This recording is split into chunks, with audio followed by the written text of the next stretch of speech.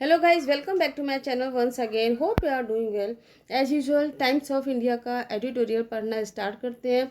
First of all we will discuss parts of speech, example and its nature also. And for most important thing that if you are new over here do subscribe it. अगर आप मेरे channel पर नए हैं या first time visit करें तो इसको सब्सक्राइब कीजिए। Now let start. First one is jurisprudence. Jurisprudence इसका जो पार्ट्स ऑफ स्पीच, इसका जो नेचर है वो नाउन है। It means law, the theory of philosophy of law, कानून के दर्शन या सिद्धांत, जिसको हम धर्मशास्त्र और न्यायशास्त्र भी कहते हैं। सेकेंडली अगर देखेंगे, अ लीगल सिस्टम, जिसको हम न्याय प्रणाली भी कहते हैं। She had applied to the college to read the jurisprudence and was invited to attend an interview. उसने कॉलेज में अप्लाई किया था तो रीड द जूरिस्प्रूडेंस, धर्मशास्त्र को पढ़ने के लिए, and was invited to attend an interview, और उसको एक इंटरव्यू के लिए उसको इन्वाइट किया गया। Next one is dissident. इसका जो पार्ट्स ऑफ स्पीच, इसका जो नेचर है वो नाउन है। A person who strongly disagrees with and criticize his her government, especially in a country where it is dangerous to do this। अपनी ही सरकार की नीतियों का जो कठोर जो आलोचक होते हैं, he is called as a dissident. And इसका जो पार्ट्स ऑफ स्पीच, इसका जो नेचर है वो नाउन है। बेसिकली वहाँ पर जहाँ पर आलोचना करना जोखिम भरा हो, जैसे कि आप रूस में चले आइए, वहाँ पर आप गवर्नमेंट को क्रिटिसाइज करके देखिए क्या होता है, या पाकिस्तान में चले आइए, ईरान में चले आइए, या नॉर्थ कोरिया में वहाँ पर चले जाइए। तो ऐसी कंट्रीज़ में चले जाइए जहाँ पर आपको क्रिटिसाइज करने के बाद फिर आपको पता चलेगा कि क्या होता है वहाँ पर। सुनो, he was the leader of a potentially dissident movement. Either T is misprint, so point it here as a T. Movement, he was the leader of potential डिसीडेंट movement. जो पोटेंशियल जो डिसीडेंट जो मूवमेंट थे, जो आलोचक थे, वो उसका लीडर था। Next one is philanthropist. इसका जो पार्ट्स ऑफ स्पीच, इसका जो नेचर है वो नाउन है। Philanthropist means a person who always do the work in the welfare of people. जो लोगों की अच्छाई के लिए या भलाई के लिए जो काम करते हैं, they are called as a philanthropist. जैसे कि अभी जो राज्यसभा में जिसको भी नॉमिनेट किया गया है, मिसेस मूर्ति, तो ना, she is a very great a philanthropist। A rich person who helps the poor and those in need, especially by giving money। दान आदि के द्वारा जरूरतमंदों की सहायता करने वाला व्यक्ति, या जिसको हम लोग परोपकारी व्यक्ति भी कहते हैं। दान तो वही दे पाएगा जो बेसिकली रिच होगा, जिसके पास खुद नहीं होगा वो क्या दान देगा, जिसको हम लोग लोकोपकार भी बोलते हैं। Next one is carved out. इसका जो फ्रेजल वर्ब, इसका जो ये जो कार्व्ड आउट, ये एक फ्रेजल वर्ब है। Take something from a larger whole, especially with effort or difficulty। Means जो बहुत बड़ी अमाउंट में या लार्ज संख्या में जिसको बोलो, उसमें से कुछ निकाल लेना, this is called as a carved out. The company hopes to carve out a greater share of the $20 in the market. कंपनी ने मार्केट में जो $20 का जो शेयर था उसको कार्व्ड आउट कर लिया। Establish a career, role, reputation for oneself through hard work. कठिन परिश्रम के द्वारा जो अपनी जो वन सेल्फ जो रेपुटेशन जो होता है उसको इस्टेब्लिश करना, करियर और अपनी रेपुटेशन या जो रोल है समाज में उसको इस्टेब्लिश करना। He managed to carve out a successful photographic career for himself. उसने बहुत ही मेहनत से जो सक्सेसफुल फोटोग्राफिक जो करियर था उसको कार्व आउट किया, उसको चुना या उसको सिलेक्ट किया। Next one is endangered species. Endangered species means कि वो स्पीसीज की जो अभी ख़त्म तो नहीं है, इंस्टिंक्ट नहीं है, but they are on the verge of instinct. वो ख़त्म होने वाले हैं, जिसमें जो हम लोग कहते हैं कि खतरे की कगार पर होना या ख़त्म होने वाली उन्हें। अ टाइप ऑफ ऑर्गेनिज्म, एक तरह का organism that is threatened by the extinction. Species become endangered for two main reasons, loss of habitat and loss of genetic variation. A loss of habitat can happen naturally. Loss of habitat है वो आपका naturally भी हो सकता है। Endangered species means कि वो species animals की जो अभी ख़त्म नहीं हुई है बट वो उसके कगार पर। एक्सटिंक्ट मीन्स कि जो कम्प्लीटली, जिसको हम लोग लुप्त बोलते हैं, कि वो पूरी तरीके से ख़त्म हो चुकी हैं। बट इंडेंजर्ड स्पीसीज मीन्स कि वो अभी कुछ बची हैं, पूरी तरीके से ख़त्म नहीं हुई है। Next one is ironically. Ironically इसका जो पार्ट्स ऑफ स्पीच, इसका जो नेचर है वो एडवर्ब है। A way that uses words to mean the opposite of what they normally mean, or makes a obvious exaggeration or understatement as a joke और in order to make a point. कह रहे एक बात करने का तरीका होता है कि जिसको हम लोग कहते कुछ और सेंस में है बट हमारे बोलने का तरीका दूसरा होता है, या हम बोलते कुछ है बट उसका जो मीनिंग है, जो सेंस है, वो थोड़ा कमेंट वाला होता है, आयरोनिकली होता है, जो समझने में या क्लियर नहीं होता, आप उसको समझ नहीं पाते। एज अ जोक भी हो सकता है, और in order to make a point, या हम किसी चीज़ को पॉइंट और इंडिकेट करके भी बोलते हैं। French author Voltaire ironically commented on war.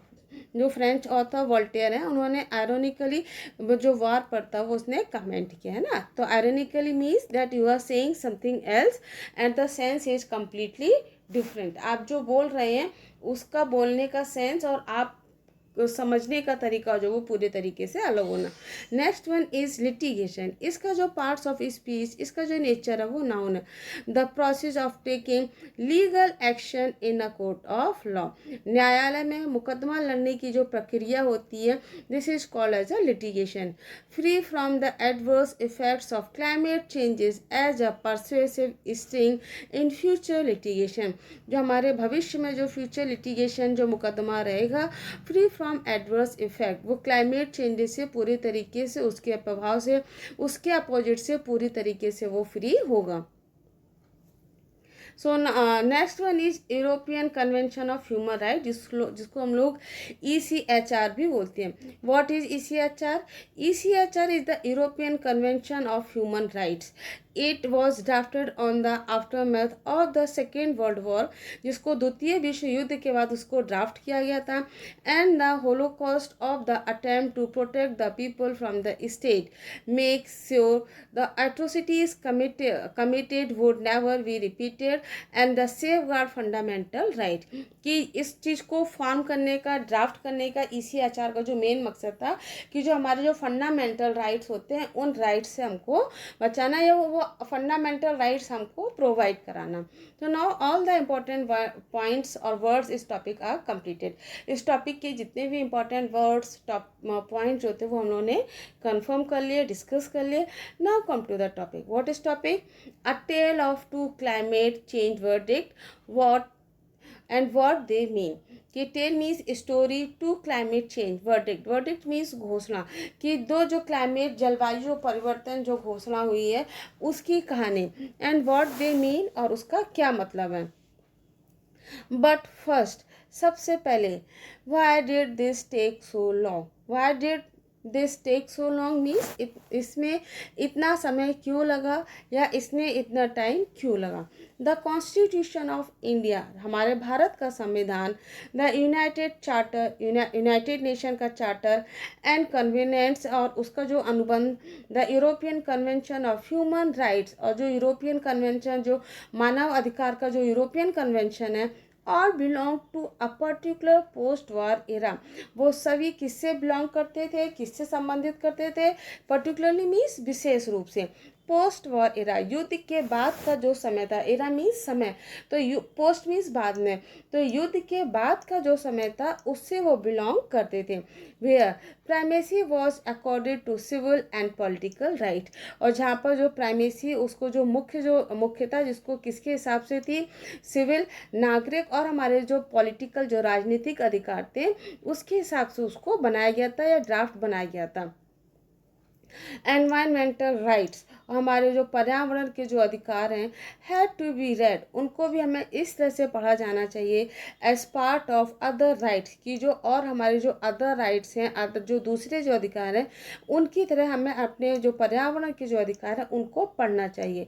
And somewhat uncomfortably fitted into existing framework, और कहीं ना कहीं हमें अनकम्फर्टेबली, जैसे भी असुविधाजनक, अनकम्फर्टेबली मीन्स असुविधाजनक, उनको जो हमारा एग्जिस्टिंग इकोनॉमिक फ्रेमवर्क है, मीन्स आज का हमारा जो वर्तमान जो हमारा फ्रेमवर्क, हमारी जो सिचुएशन, हमारी जो स्थिति जो चल रही है उसमें हमको किसी ना किसी तरह से उसको हमें फिट करना है। इन इंडिया, भारत में, the right to clean and healthy environment was read into Article 21 by activist judge of the Supreme Court in the 1980s। कहना है जो हमारे एक्टिविस्ट जो हमारे जज थे सुप्रीम कोर्ट के इन 1980s 1980 में, उनके द्वारा राइट टू क्लीन, स्वच्छता का और स्वास्थ्य का जो एनवायरनमेंट जो था, पर्यावरण, उसको पढ़ा गया, उसको बनाया गया था, या आर्टिकल 21 में अंडर द ECHR के अंतर्गत it was carved out of the right of privacy and family life. इसको जो हमारी प्राइवेसी मीन्स निजता, मीन्स हमारी पर्सनल लाइफ, हमारी निजता और फैमिली लाइफ के जो अधिकार है उससे उसको कार्व्ड आउट किया था, उससे उसको निकाला गया था। Below the bustard means, bustard क्या होता है? A type of animal, a type of birds, जो बहुत लार्ज जो आपके टेरेस्ट्रियल जो बर्ड्स होती हैं उसको हम बस्टर्ड बोलते हैं। तो बिलो फॉर बस्टर्ड कह रहा हमारे जो बस्टर्ड हैं उनके लिए अब ये क्या एक नई मुसीबत आ गई है। Apex court. What is apex court? Apex court means a court that has all judicial control, जिसके पास सारे judicial control होते हैं, and last place of justice, और जो last place of justice भी कहा जाता है। एग्जाम्पल के high court and supreme court both are apex court, दोनों ही apex court कहलाते हैं। The apex court created a new environmental right, but ironically its first casualty is an endangered species। जो apex court है उसने create किए, बनाए new environmental right, जो हमारे नए जो पर्यावरण के जो अधिकार थे वो नए पर्यावरण अधिकार को बनाया, बट आयरोनिकली, लेकिन आयरोनी इसमें क्या रही है? इट फर्स्ट कैजुअलिटी, इसकी सबसे बड़ी जो कैजुअलिटी जो हानि हुई है, is an endangered species, endangered species में ही इसकी सबसे बड़ी हानि हुई है।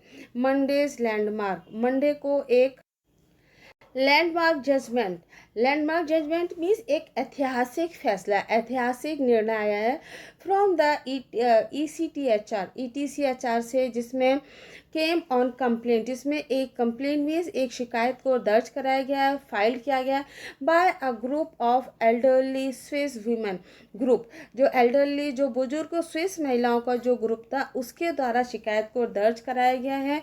उसी के द्वारा एक बहुत ही लैंडमार्क या मंडे को महत्वपूर्ण जजमेंट निर्णय आया है।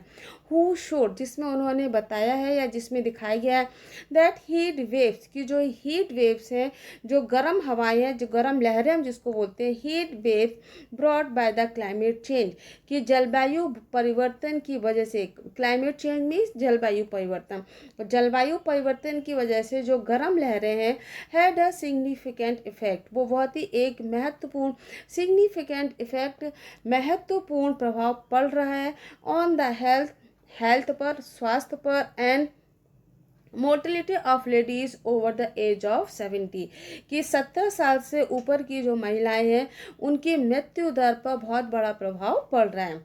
The ECTHR held that, ETCHR ने हेल्ड मीन्स उसने बताया that Switzerland had failed to take action, कि जो स्विट्जरलैंड है वो पूरी तरीके से असफल हो गया है किसी भी एक्शन को लेने के लिए, that would be sufficient to combat climate change, जो कॉम्बैट क्लाइमेट चेंज, जो हमारे जलवायु जो परिवर्तन है, उस जलवायु परिवर्तन के लिए पूरे तरीके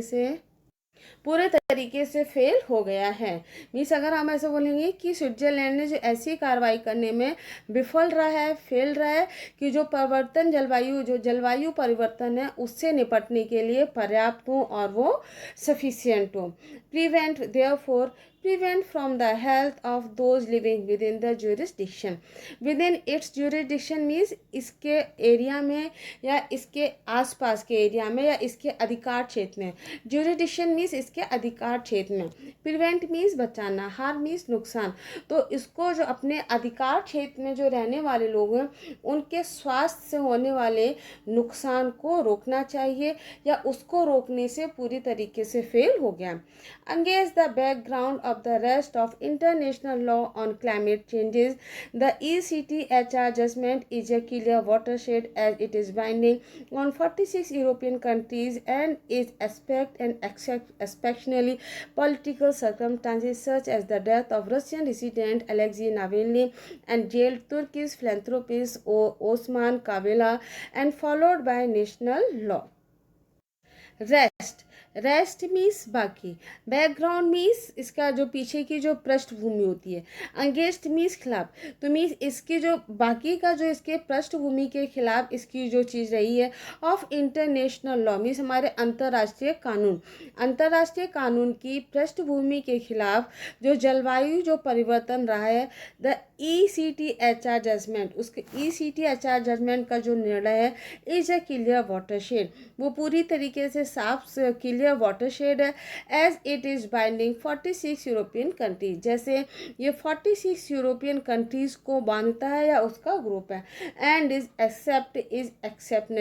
एक्सेप्शनली मीन्स इसको छोड़ने के बाद, असाधारण को छोड़ने के बाद, एक्सेप्ट मीन्स छोड़ना, एक्सेप्शनली मीन्स असाधारण, जो असाधारण जो पॉलिटिकल सर्कमस्टांसेस है उनको छोड़कर, जैसे कि डेथ ऑफ रशियन डिसीडेंट, जो रशियन जो डिसीडेंट है उनकी डेथ अलेक्सी नावेल्नी की, एंड जेल तुर्किश फिलैंथ्रोपिस्ट, और जो तुर्की के जो फिलैंथ्रोपिस्ट थे ओस्मान कावला उनको जेल मिला था, फॉलोड बाय नेशनल लॉ के द्वारा फॉलो करने पर।